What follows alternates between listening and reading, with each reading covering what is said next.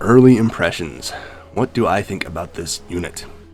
It might be a bit early to say, but I think Senyu is quite possibly the strongest limited turn 1 unit that they have released so far, and that has a lot to do with the versatility. I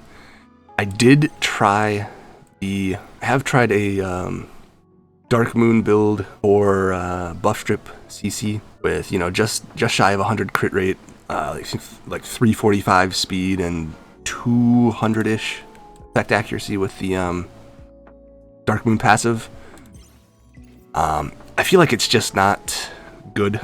Most buff strip characters have a lot of utility other than just stripping buffs, and Senyu's utility is the damage, but on a build that can reliably buff strip, she doesn't really do good damage, right? She does very little at all. The speed buff and the immunity for your team is nice, but it just doesn't really warrant the gear required to actually make her usable in that setup. Like, you would be much better off putting all that speed on somebody else, like one of your openers or, Mia, or just anybody who's more impactful.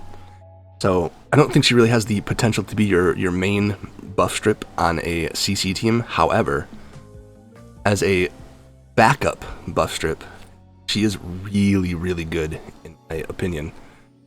Even on just this build, right, with basically no effect accuracy. It would be nice to have insight here, but I don't think... it's definitely not worth rolling away a max roll damage bonus. But so the reason she's so good as a backup buff strip is because now you can very easily speed tune your plume slower than your Nahor, right?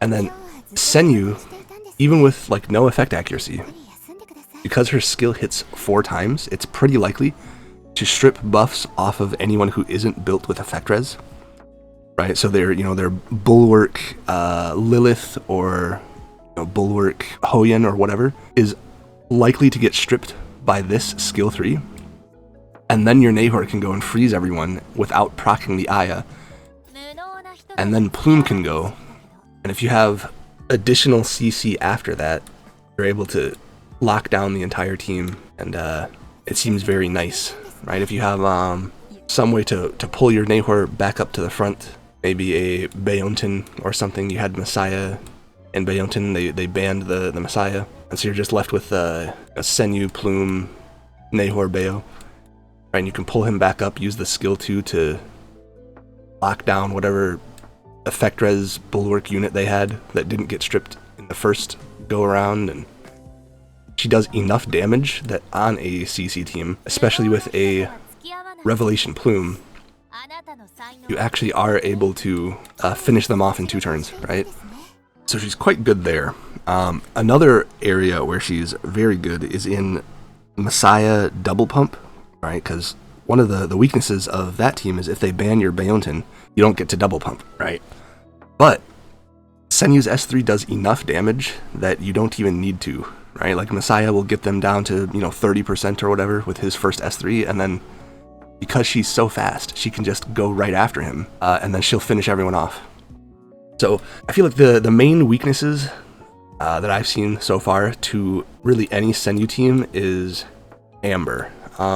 Having a Santic built would be super useful for that, and having an opener Mio, right? So I'm hoping to get some speed gear, some upgrades finally from this next 2x, right? It's been probably 4 months at this point with no speed upgrades on my account, so I'm hoping I can get at least a few gold speeds and get my Mio actually fast enough to be an opener, at least like 340 speed. I think that would be enough, especially if I can do it on Bulwark as well. And then you can put the skill 2 to wound before your team goes, and then you don't have to worry about Amber anymore. Main weaknesses other than Amber is just, anything that Revelation characters are typically weak to, as well as fast strive units. I find she doesn't have any kind of turn meter manipulation. So you hit the strive units, they push up. It can be bad. She doesn't have enough damage right? Because with Messiah, what happens is, you know, you boost your Messiah to the front. His skill 3 ignores passives, including Strive, so you don't run the risk of pushing anyone. But even if you did, if anyone is built fast enough that they can cut you with just one hit from Strive, they're not going to be tanky enough to survive a Messiah S3. They will typically survive a Senyu S3. But I found that with buffs, a buffed Senyu S3 hits almost as hard as an unbuffed Messiah S3. She does actually so much damage. I tried with an attack percent piece and a crit damage piece. I found that crit damage seemed to do more damage, and I have a faster crit damage piece than attack percent. So my gear is I'm actually using 2 of my fastest pieces on her. I sped my Suki back up. I think that slow build I had on her is really trash, right? She just felt useless in every draft at 317, even with Strive. So I sped her back up. 339 is still really slow. I'm hoping to get finally a gold ring from this 2x. Like some upgrades here, that would be nice. Maybe some more gold helmets. Maybe finally any gold Swift Raid. Or Swift Smite even. But, you know, for now, it's 339. That's more than fast enough to bridge with Freya or Lily or anybody who's an actual opener. This is typically fast enough to speed contest turn 2 players, I find. Sometimes it isn't. Sometimes they've got like a 346 Mio as their top speed, and it's just, GG. Skills. I think 125 is mandatory. There were so many games that I had where I would have won if only this immunity went on my whole team and not just like one character randomly. So I figured for the cost of 1 lattice, you can take this from barely better than a coin flip to barely worse than a guarantee, right? 80% is so much better than 60%. This will almost always land on everyone. And it makes her a significantly stronger bridge with Freya, right? Because you Freya S2, especially if you have your Freya S2 leveled, which I think is my next priority. You Freya S2 and it gives you at least 2 buffs, but sometimes 3, right? For an 8 or 12% push. And then Senyu with her S3 gives you a speed buff, and then the passive gives you immunity as well. So that's another 2 buffs for another 8% push. So you can push any of your slower, right? Like I could probably even build my Yeli slower than this and still bridge her up to the front with just Freya and Senyu. I have my Nymphoniel.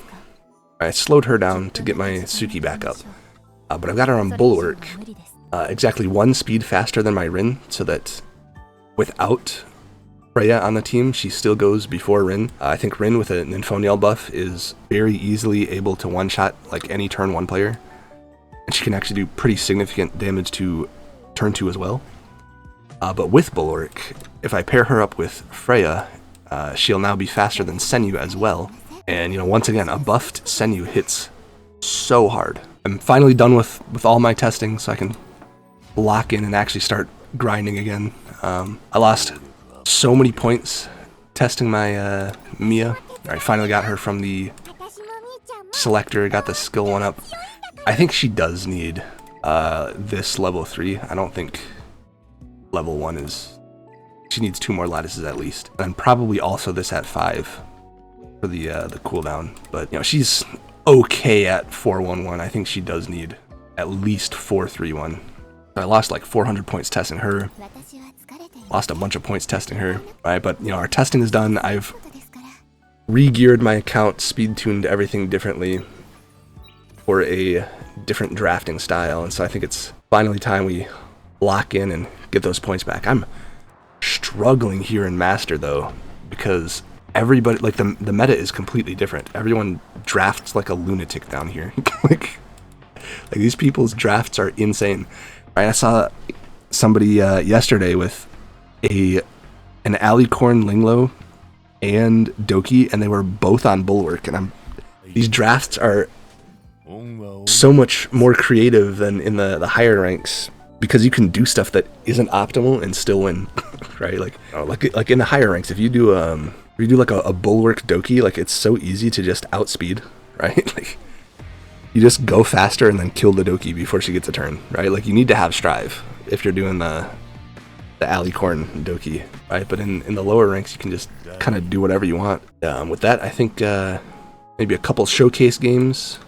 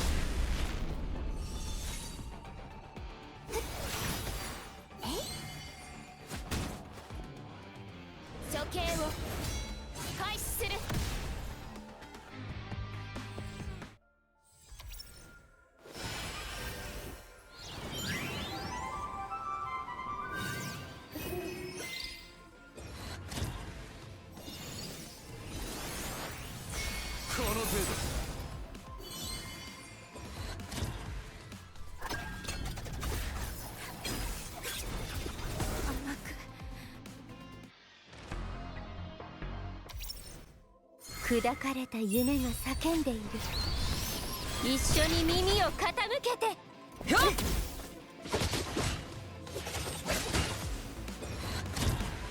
光の名のもと進む道を照らせ。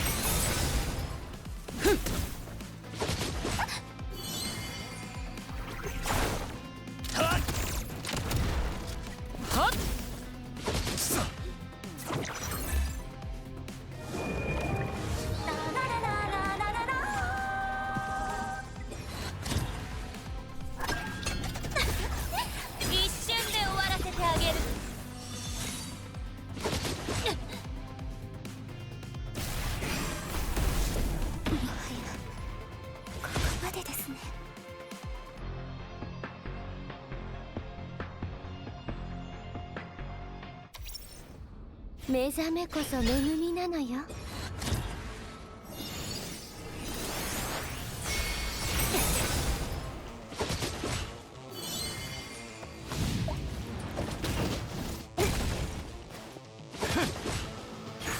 触らないでください。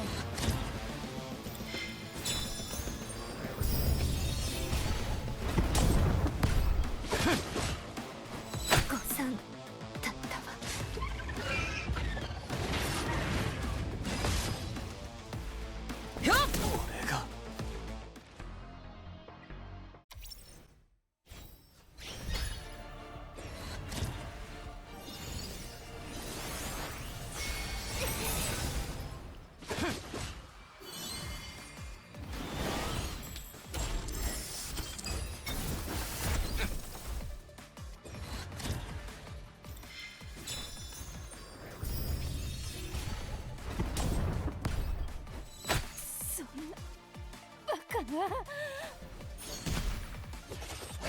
私の価値はこの程度なのでしょうか。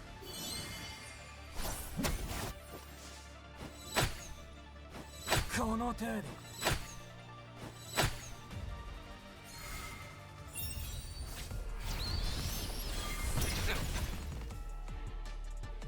はあ？この程度。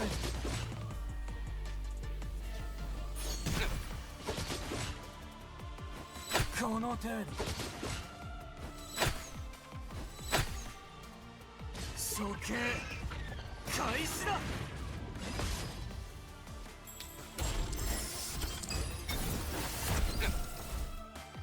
But yeah, so far she seems to be a very strong character. I think it probably will be worth 555ing her.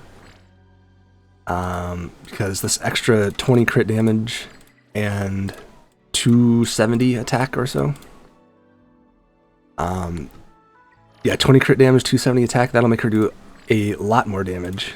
And then having more push and more damage on the skill 1, as well as multiple stacks with a speed buff, should make her significantly better in CC teams as well. And yeah, you can just kind of pick her in so many drafts because she's just a really fast unit that does a lot of damage. Quite a bit more damage than Rin because of Revelation, I think. Not sure her multipliers are actually all that much better. It's just 4 hits with Rev is just a lot better than 2 hits. But, you know, this is a P5 555 Rin doing less damage than a P0 125. So, yeah, I think she's very strong. Definitely worth building. Absolutely worth pulling.